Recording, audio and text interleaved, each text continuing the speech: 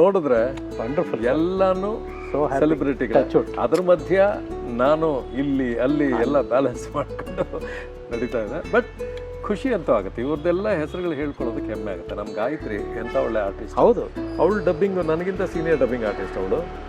ಅಂಬಿಕಾ, ಮಾಧವಿ ಇವ್ರಿಗೆಲ್ಲ regular. So ಈ ರೀತಿಯ ಕೆಲವೊಂದು ಆರ್ಯಭಟ ಪ್ರಶಸ್ತಿ, ಕೆಂಪೇಗೌಡ ಪ್ರಶಸ್ತಿ, ಈ ಥರದ್ದು ಏನೇ ಬಂದಿದ್ರು ಸಾಕಷ್ಟು ಗುರುತು ಗೌರವ ನನಗೆ ಗೊತ್ತೇ ಇಲ್ಲ, ಅದಾಗದೆ ಬಂದಿದೆ. ನಮ್ಮ ಕರ್ನಾಟಕದ ಚಲನಚಿತ್ರ ಒಕ್ಕೂಟದ ಅಧ್ಯಕ್ಷರು ಕೂಡ ನೀವು ತುಂಬಾ ಆಕ್ಸಿಡೆಂಟಲ್ ಆಗಿ ವಿಚಾರಕ್ಕೆ ಬರ್ತೀನಿ ನಾನು. ಅದೊಂದು ಒಂದು ಬೇರೆ ಥರದ್ದು ಒಂದಿದು.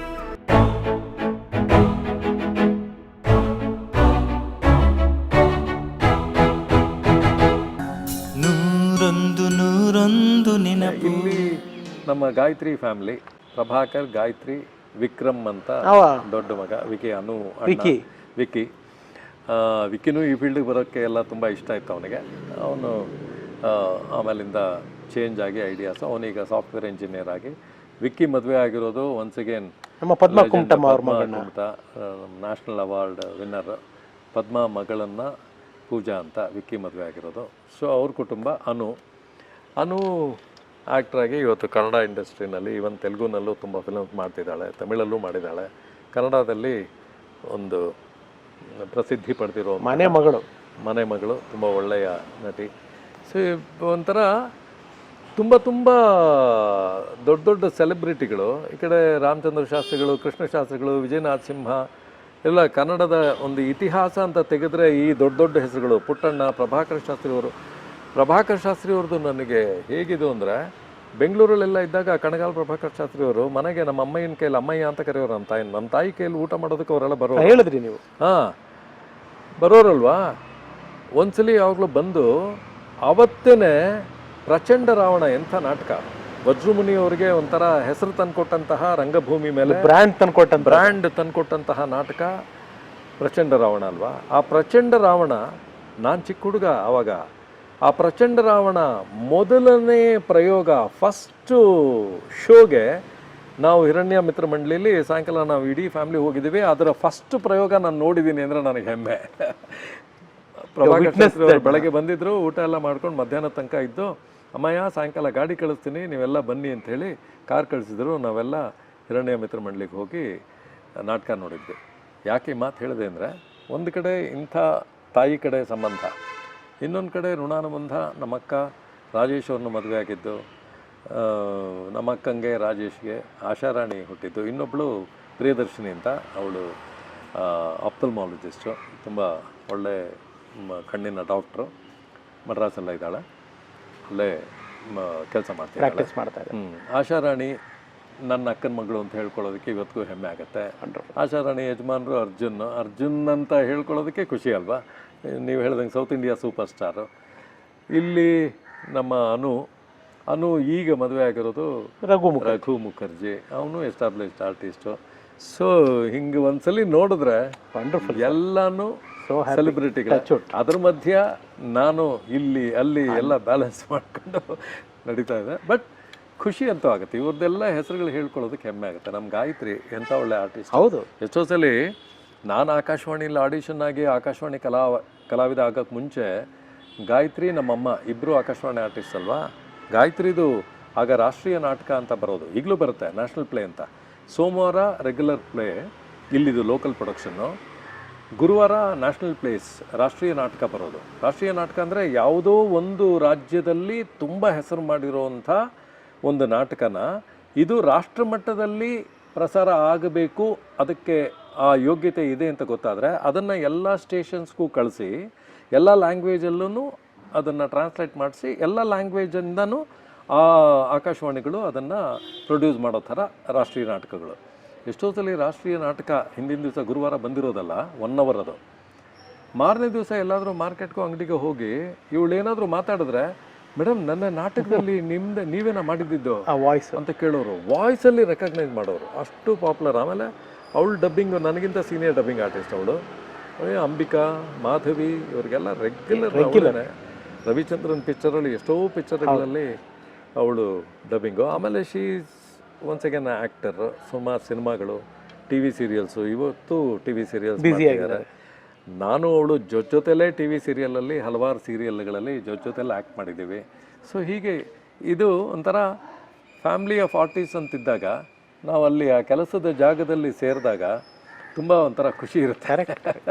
ಏನೋ ಒಂದು ಪರಸ್ಪರ ಹೆಮ್ಮೆ ಅಂತ ಅನ್ಸುತ್ತಲ್ಲ, ಆ ಥರದ್ದು ಇರುತ್ತೆ. ನಾನು ಇನ್ಫ್ಯಾಕ್ಟ್ ಗಾಯತ್ರಿ ಅಮ್ಮಂಗೂ ತುಂಬ ಸತಿ ಕೇಳಿದ್ದೀನಿ ಇಂಟರ್ವ್ಯೂಗೆ, ಅವ್ರು ಯಾಕೋ ಮನಸ್ಸು ಮಾಡಿಲ್ಲ, ಮನಸ್ಸು ಮಾಡಿದಾಗ ಕೊಡ್ತಾರೆ ಅನ್ನೋ ನಂಬಿಕೆನಲ್ಲಿದ್ದೀನಿ, ವೆಯ್ಟ್ ಮಾಡ್ತಾ ಇದ್ದೀನಿ. ಖಂಡಿತ ನಿಮ್ಮ ಒಂದು 101 ನೆನಪು ಕಾರ್ಯಕ್ರಮದಲ್ಲಿ ಭಾಗಿಯಾಗೋದಕ್ಕೆ ಯಾರಿಗೂ ಬೇರೆ ಯಾವ ಒಂದು ಇದು ಇರಲ್ಲ. ಅಂದರೆ ಬಂದಿಲ್ಲ ಅವ್ರು ಇಲ್ಲ, ಇನ್ನೂ ಬಂದಿಲ್ಲ ಅಂದರೆ ಬೇರೆ ಏನೋ ಕಾರಣ ಇರುತ್ತೆ ಹೊರತು everybody will be happy to participate in your program. Because ನಿಮ್ಮ ಪ್ರೋಗ್ರಾಮ್ ನೋಡುವಂಥ ಒಂದು ಸಂಖ್ಯೆ ಎಷ್ಟು ದೊಡ್ಡದಿದೆ ಗೊತ್ತಾ. Thank you sir, thank you sir, thank you. ಮತ್ತು ತುಂಬ ಒಳ್ಳೆ ಅಪ್ರಿಸಿಯೇಷನ್ ಇದೆ. ಸೊ ಹಾಗಾಗಿ ನೀವೆಷ್ಟು ಖುಷಿ ಪಡ್ತೀರಾ ನಾವು ಈ ಕಾರ್ಯಕ್ರಮದಲ್ಲಿ ಭಾಗಿಯಾದಾಗ, ಅಷ್ಟೇ ಖುಷಿ ಹೆಮ್ಮೆ ಈ ಕಾರ್ಯಕ್ರಮದಲ್ಲಿ ಭಾಗಿಯಾದಾಗ ನಮಗೂ ಆಗುತ್ತೆ. ನನಗೆ ಖುಷಿ ಏನಕ್ಕಾಗದಂದ್ರೆ ರವಿ ಸರ್, ಜನ ನಿಮ್ಗಳನ್ನು ಕೇಳ್ತಾರೆ, ಇವಾಗ ನಿಮ್ಮನ್ನು ಕೇಳಿದ್ದಾರೆ, ಗಾಯತ್ರಿ ಅಮ್ಮನ ಕೇಳಿದ್ದಾರೆ, ಅವ್ರು ಕೇಳಿದವ್ರನ್ನ ಕರ್ಕೊಂಬಂದು ನಾ ಮುಂದೆ ಕೂರಿಸಿದಾಗ ನಂಗೊಂದು ಸ್ಯಾಟಿಸ್ಫ್ಯಾಕ್ಷನು, ಖುಷಿ. ಬಿಡಪ್ಪ ನಂದೊಂದು ಗೋಲ್ ರೀಚ್ ಆದ ಅಂತ. Anyway thank you for that. ಇನ್ನು ನಿಮ್ಮ ಲೈಫಲ್ಲಿ ತುಂಬ ವಿಷಯಗಳು ಆಕಸ್ಮಿಕವಾಗಿ ನಡೆದಿರೋದು, ಎಲ್ಲ ಆಕಸ್ಮಿಕ, ಯಾವುದು ಪ್ಲ್ಯಾನ್ಡ್ ಅಲ್ಲ, ಎಲ್ಲ ಇವತ್ತಿಗೂ ಪ್ಲಾನ್. ನಾನು ಈಗ ಒಂದೊಂದ್ಸಲ ಅನ್ಸುತ್ತರೆಗೂ ಏನು ಪ್ಲಾನೇ ಮಾಡಲಿಲ್ಲ ನಾನು. ಬೇರೆ ರೀತಿಯಲ್ಲಿ ನಾನು ತುಂಬ ಸೀರಿಯಸ್ ಆಗಿ ನಾನು ಪ್ಲಾನ್ ಮಾಡಿದ್ದಿದ್ರೆ ನಾನು ಬಹುಶಃ ಒಂದು ಬೇರೆ ಮಟ್ಟದಲ್ಲೇ ಇರ್ತಿದ್ನ ಅನ್ನೋ ಆಲೋಚನೆಗಳು ಏಕಾಂಗಿಯಾಗಿ ಕೂತಿದ್ದಾಗ ಅನ್ಸುತ್ತೆ. ಕರೆಕ್ಟ್, ಸಹಜ ಅದು. ಬಟ್ ಮರುಗಳಿಗೆನೆ ನಾನು ಅದರಿಂದ ಆಚೆ ಬರೋದಕ್ಕೆ ಪ್ರಯತ್ನ ಪಡ್ತೇನೆ. ಏನಂದರೆ ನಾನೇನು ಪ್ಲ್ಯಾನ್ ಮಾಡ್ದೇ ಒಳ್ಳೆಯದಾಗಿದೆ. ನನ್ನ ಮದುವೆ ವಿಚಾರ, ನಾನು I got A best girl as my wife. ನೀವು ಕೆಲಸ ನನ್ನ ಫ್ರೆಂಡ್ ಪ್ರಪೋಸ್ ಮಾಡಿದ್ದು, ನಾನು ಕೆಲಸ ಬಿಟ್ಟಿದ್ದು. ನಾನು ಕೆಲಸ ನನಗೆ ಇಲ್ಲಿ ನಮ್ಮ ಸೆಂಟ್ರಲ್ ಗೌರ್ಮೆಂಟ್ ಕೆಲಸ ಸಿಗುತ್ತೆ ಅಂತ ಗೊತ್ತಿರಲಿಲ್ಲ. ಅದು ದುರದೃಷ್ಟ. ನಮ್ಮ ಅಪ್ಪನ ಕಳ್ಕೊಂಡು ಅದು ಸಿಕ್ತು, ಅದು ನನಗೇನು ಖುಷಿ ಇಲ್ಲ. ಬಟ್ 1 ಇಯರಲ್ಲಿ ಮಾಡ್ತಾ ಇದ್ದಂಗೆ ನಮ್ಮ ಅಪ್ಪನೇ, ನೀನು ಇಲ್ಲಿ ಬಾಪ, ನಿನಗೊಂದು ಒಳ್ಳೆ ಜಾಗ ತೋರಿಸ್ತೀನಿ ಅನ್ನೋ ಥರ ಕೆನರಾ ಬ್ಯಾಂಕ್ ತೋರಿಸಿದ್ರು. ಅಲ್ಲಿ ಹೋಗಿ ಬರ್ದೆ. ಕೆನರಾ ಬ್ಯಾಂಕ್ ಹೋದರೆ ಅಲ್ಲಿಂದ ಡಬ್ಬಿಂಗು. ನಾನು ಡಬ್ಬಿಂಗ್ ಆರ್ಟಿಸ್ಟ್ ಆಗಬೇಕು ಅಂತ ಎಷ್ಟು ಸೈಕಲ್ ಹೊಡಿತಾರೆ. ನಾನು ಯಾವತ್ತೂ ಏನು ಪ್ರಯತ್ನವೇ ಇಲ್ಲ. ನನಗೆ ಗೊತ್ತಿಲ್ಲದೆ ಮಹಾಬಲ ತುಂಬ ದೊಡ್ಡ ವ್ಯಕ್ತಿ, ಈಗ ಪ್ರಸ್ತುತ ಒಕ್ಕೂಟದ ಅಧ್ಯಕ್ಷರವರು, ಅವರು ನನ್ನ ನೋಡ್ಕೊಂಬಂದು ಕರ್ಕೊಂಡು ಹೋದವರು ಅವರು. ಫಸ್ಟು ಮಹಾಬಲ ಎಲ್ಲ ಆಯ್ತಲ್ಲ. ಬ್ಯಾಂಕ್ ಕೆಲಸ ಆಗಲಿ, ಮದುವೆ ಆಗಲಿ, ಸಿನಿಮಾ ಆಗಲಿ, ಆ್ಯಕ್ಟಿಂಗ್ ಆಗಲಿ, ದೂರದರ್ಶನ್, ಸುಮ್ಮನೆ ಯಾರೋ ಹೇಳಿದ್ರು ಅಂತ ಅಪ್ಲಿಕೇಶನ್ ಹಾಕ್ತೆ, ಸೆಲೆಕ್ಟ್ ಆಯಿತು. ಆಕಾಶವಾಣಿ ಆಗಲಿ, ಎಲ್ಲೂ ಒಂದು ನಾನು ಹಾಕಿದ್ದು ವಾಪಸ್ ನೆಗೆಟಿವ್ ಆಗಿ ಬಂದಿದ್ದೇ ಇಲ್ಲ. ಮತ್ತು ನಾನು ಈ ಪ್ರಯತ್ನ ಪಡಬೇಕು ಅನ್ನೋದು ನನ್ನ ಯಾವ ಮನಸ್ಸಲ್ಲೂ ಇಲ್ಲ. ನನಗೆ 2 ಸಲ ಬೆಸ್ಟ್ ಡಬ್ಬಿಂಗ್ ಆರ್ಟಿಸ್ಟ್ ಅವಾರ್ಡ್ ಬಂದಿದೆ. 2 ಸಲ ಡಬ್ಬಿಂಗ್ ಆರ್ಟಿಸ್ಟ್ಗಳಿಗೆ.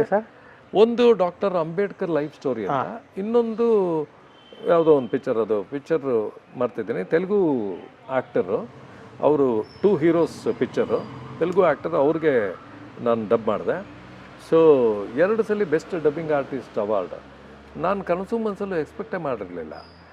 ಸೊ ಈ ರೀತಿಯ ಕೆಲವೊಂದು ಆರ್ಯಭಟ ಪ್ರಶಸ್ತಿ, ಕೆಂಪೇಗೌಡ ಪ್ರಶಸ್ತಿ, ಈ ಥರದ್ದು ಏನೇ ಬಂದಿದ್ರು ಸಾಕಷ್ಟು ಗುರುತು ಗೌರವ ನನಗೆ ಗೊತ್ತೇ ಇಲ್ಲ, ಅದಾಗದೇ ಬಂದಿದೆ. ಇಲ್ಲ, ನಾನು ಅದನ್ನ ಏನಕ್ಕೆ ಕೇಳಿದೆ ಅಂದರೆ ರವಿ ಸರ್, ನಮ್ಮ ಕರ್ನಾಟಕದ ಚಲನಚಿತ್ರ ಒಕ್ಕೂಟದ ಅಧ್ಯಕ್ಷರು ಕೂಡ ನೀವು ತುಂಬಾ ಆಕ್ಸಿಡೆಂಟಲ್ ಆಗಿ ವಿಚಾರಕ್ಕೆ ಬರ್ತೀನಿ ನಾನು. ಅದೊಂದು ಒಂದು ಬೇರೆ ಥರದ್ದು ಒಂದಿದು.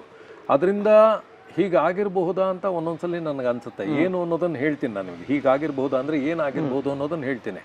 ಬಟ್ ಅದರಿಂದ ಬೇರೆ ರೀತಿಯ ಸಮಾಧಾನ, ಬೇರೆ ರೀತಿಯ ಪುರಸ್ಕಾರಗಳು ಎಷ್ಟು ಸಿಕ್ಕಿದೆ ಅನ್ನೋದನ್ನು ಹೇಳ್ತೀರಿ. ಏನಾಯಿತು, 2001ನಲ್ಲಿ ನಾನು ಬ್ಯಾಂಕ್ ಬಿಟ್ಬಿಟ್ನಲ್ಲ. ಬ್ಯಾಂಕ್ ಬಿಟ್ಟಿದ್ದು ಉದ್ದೇಶ ಏನು? ಅಷ್ಟು ಒಳ್ಳೆ ಕೆಲಸನ, ಕೆನರಾ ಬ್ಯಾಂಕ್ ಕೆಲಸ ನಾನು ಬಿಟ್ಟಾಗ ನನ್ನ ಸ್ನೇಹಿತರು ಎಷ್ಟೋ ಜನ ಏನು 15 ದಿವಸದಲ್ಲಿ ನಿರ್ಧಾರ ಮಾಡಿ ನಮ್ಮೆಷ್ಟೋ ಜನಕ್ಕೆ ನಮ್ಮ ಒಂದು ಸಲಹೆ, ಒಂದು ಮಾರ್ಗದರ್ಶನ ಏನೂ ತೊಗೊಳ್ಳದೆ ನೀನು ಏಕದಮ್ ನೀವು ಅಪ್ಲಿಕೇಶನ್ ಕೊಟ್ಟೇ ಬಿಟ್ಟಿಲ್ಲ ಅಂತ. ನನ್ನ ಕ್ಲೋಸ್ ಫ್ರೆಂಡ್ಸ್ ಕೆನರಾ ಬ್ಯಾಂಕಲ್ಲಿ ಎಷ್ಟೋ ಜನಕ್ಕೆ ಇವತ್ತಿಗೂ ಕೋಪ ಇದೆ. ನಾನು ಏಕಾಏಕಿ ನಿರ್ಧಾರ ಮಾಡಿ ನನ್ನ ಹೆಂಡತಿ ಸಪೋರ್ಟ್ ಮಾಡಿದ್ಲು, ಕೆಲಸ ಬಿಟ್ಬಿಟ್ನಲ್ಲ.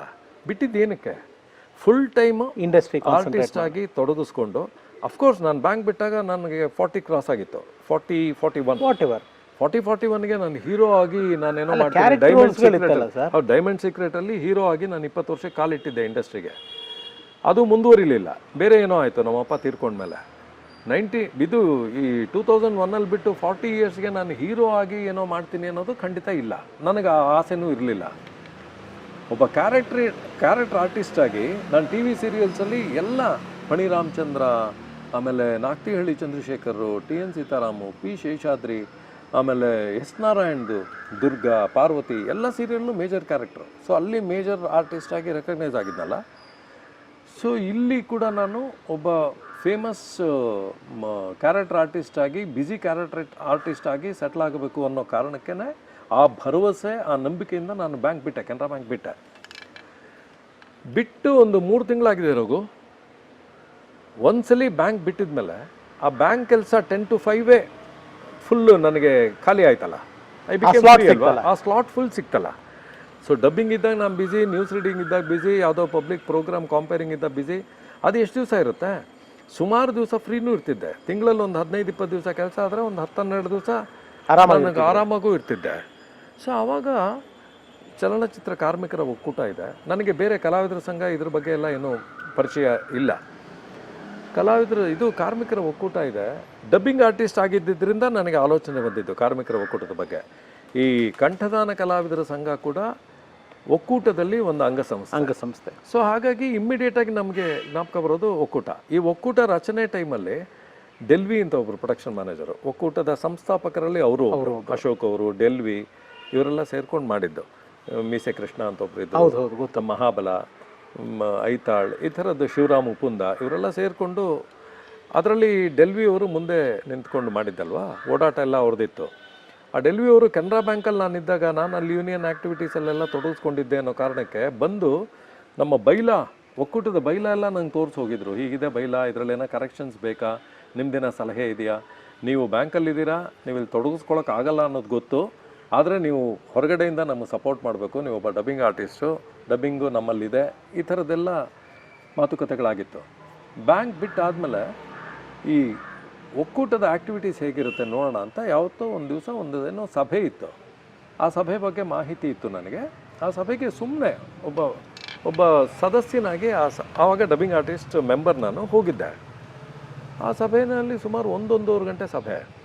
ಅಶೋಕ್ ಅವರು ಅಧ್ಯಕ್ಷರಾಗಿದ್ದರು, ಅನಂತ್ನಾಗ್ ಅವರು ಅಧ್ಯಕ್ಷರಾಗಿದ್ದರು ಒಕ್ಕೂಟಕ್ಕೆ.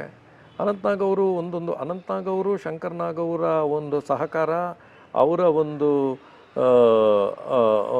ಏನು ಬೆಂಬಲ ಇಲ್ಲದೆ ಇದ್ದಿದ್ರೆ ಒಕ್ಕೂಟ ಸ್ಥಾಪನೆ ಮಾಡೋದಕ್ಕೆ ಆಗ್ತಿರಲಿಲ್ಲ. ಅಷ್ಟು ಅವರ ಬೆಂಬಲ ಶಂಕರ್ನಾಗ್, ಅನಂತ್ನಾಗ್ ಅವ್ರ ಮುಖಾಂತರ ರಾಮಕೃಷ್ಣ ಹೆಗ್ಡೆ ಅವರ ಸಪೋರ್ಟು ಎಲ್ಲ ಸಿಕ್ಕಿದ್ದು ಒಕ್ಕೂಟ ಫಾರ್ಮೇಷನ್ಗೆ, ತಮಗೆಲ್ಲ ಗೊತ್ತಿರೋ ವಿಚಾರ. ಸೊ ಅವರಿಗೆ ತುಂಬ ಕೃತಜ್ಞತೆ ಇಡೀ ಒಕ್ಕೂಟ ಸದಾಕಾಲ ನೀಡುತ್ತೆ. ಅನಂತ್ನಾಗ್ ಅವರೇ ಅಧ್ಯಕ್ಷರಾಗಿದ್ದರು. ಅವ್ರು ಯಾವಾಗಲೂ ಅಶೋಕ್ ಅವ್ರು ಬಿಟ್ಟ ಮೇಲೆ ಅಶೋಕ್ ಅವರು ಆಗಿದ್ದರು. ಆಮೇಲೆ ಅಶೋಕ್ ಅವ್ರು ಏನಕ್ಕೆ ಬಿಟ್ಟರು ಅನ್ನೋದು ನನಗೆ ಕರೆಕ್ಟಾಗಿ ಗೊತ್ತಿಲ್ಲ.